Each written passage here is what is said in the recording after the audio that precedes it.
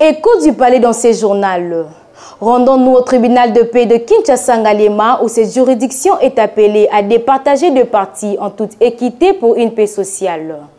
Il s'agit ici d'un conflit parcellaire qui oppose trois belles-sœurs. Photo Samba Bibiche poursuit Yashi Mwadi et Léonce Mwadi pour violation des domiciles, dénonciation calomnieuse et menaces. Merle Kamalandoa nous en dit plus dans ses reportages rendus par Joël Diawa. Les chaînes, à force d'aller vite, il a même oublié la nourriture. C'est ce que nous remarquons de la part de la partie citante. Yashi Mwadi et Léonce Mwadi sont poursuivis ici par devant le tribunal de paix de Kinshasa-Ngaliema par leur belle-sœur, Photo Samba Bibiche, pour violation de domicile, dénonciation calomnieuse et menaces. Le nœud de ce litige, en croire les parties citées, c'est la parcelle 6 au numéro 9 de l'avenue Kabongo, quartier Punda, Binza Delvo, dans la commune de Ngaliema, une propriété de leur grand frère, Itununa Papi, qui actuellement est incarcéré à la prison centrale de Makala avec la complicité de sa compagne, partie citante dans la présente cause. Photo Samba Bibiche, quant à elle, soutient à travers cette action qu'elle vivait en union libre avec Papi Itununa, frère des cités. Ils ont ensemble acheté la dite parcelle depuis le mois de septembre de l'année 2013.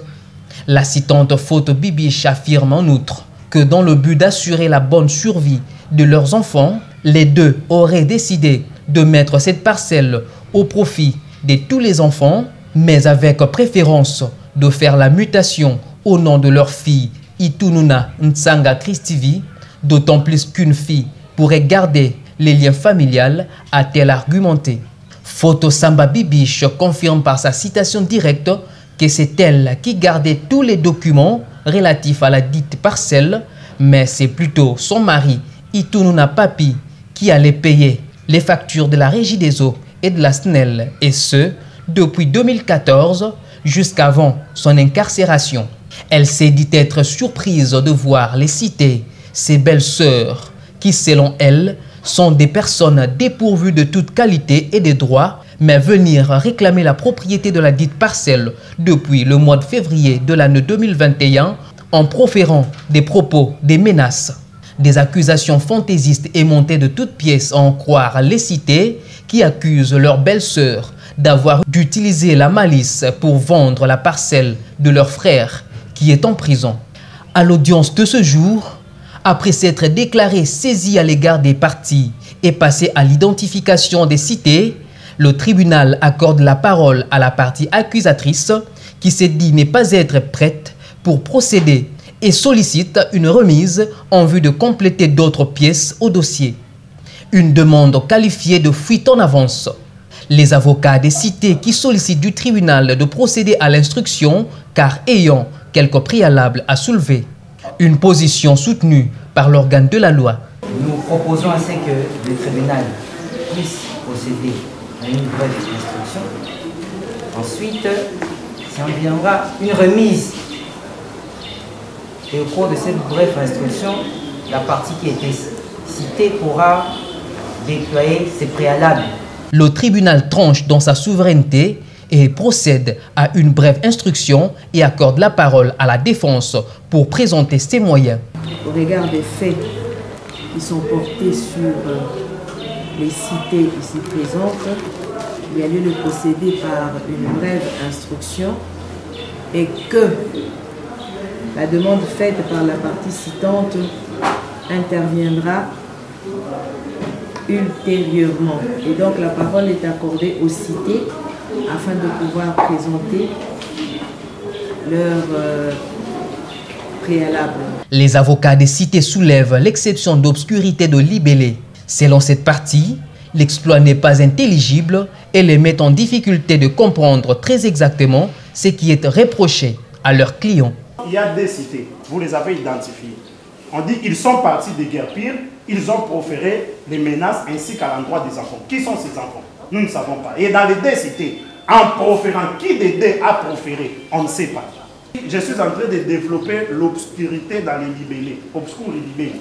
Parce qu'il y a une incompréhension, une intelligibilité dans cet exploit. Ça ne nous permet pas Monsieur le Président, distingué membre de la composition. Une obscurité très grave.